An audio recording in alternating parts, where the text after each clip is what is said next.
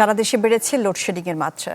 দিনরাত মিলিয়ে 10 ঘন্টার বেশি বিদ্যুৎ বিভ্রাটে চরম ভোগান্তিতে সাধারণ মানুষ। ব্যাহত হচ্ছে ব্যবসা বাণিজ্য, ক্ষুদ্র শিল্পে উৎপাদন সহ কৃষিকাজ। বিঘ্ন হচ্ছে শিক্ষার্থীদের পড়ালেখা। তীব্র গরমে বিপর্যস্ত জনজীবন, মরার উপর খাড়ার খা লোডশেডিং। দিনের প্রখর রোদে যেমন স্বস্তি নেই, তেমনি রাতেও মিলছে না স্বাভাবিক জীবন।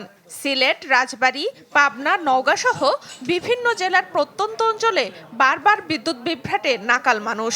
আমরা তো টিনের ঘরে থাকি, শুতেও পারি না ঘরে।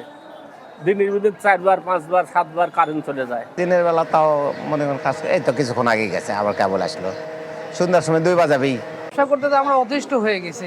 যখনই কাস্টমার থাকে তখনই কারেন্ট চলে যায়, কাস্টমার কাছে বেচা কিনা করে পারেনি। সকাল 12টার সময় নেওয়া আসছিল, এখনো আইসে না। 4 ঘন্টা 5 ঘন্টা ওলাখান আসে না। আমরা অনেক ক্ষতি হয়, পড়ালেখা করতে পারি না।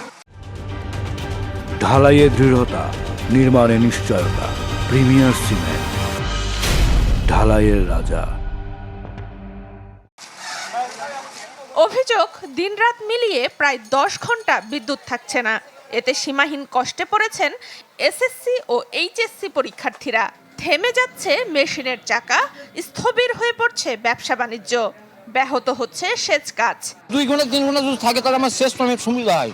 আধা ঘন্টা যে জমিতে পানি যাচ্ছে, ওটা আবার আধা ঘন্টা পরে এলে ওই পানি আবার শুকিয়ে উঠতেছে। যদি না থাকে তাহলে তো আমরা সঠিকভাবে ব্যবসা করতে পারবো না। শুধু খালি কারেন্ট যায় আর আসে।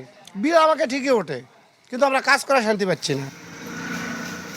পল্লী বিদ্যুৎ বিভাগ বলছে, চাহিদার তুলনায় সরবরাহ না থাকায় বাধ্য হয়ে লোডশেডিং করতে হচ্ছে।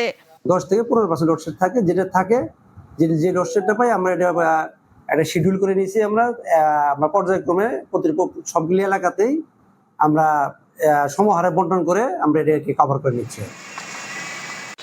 দ্রুত বিদ্যুৎ সরবরাহ করে পরিস্থিতি স্বাভাবিক করার দাবি সবার। সানজিদা শান্তা, চ্যানেল 24।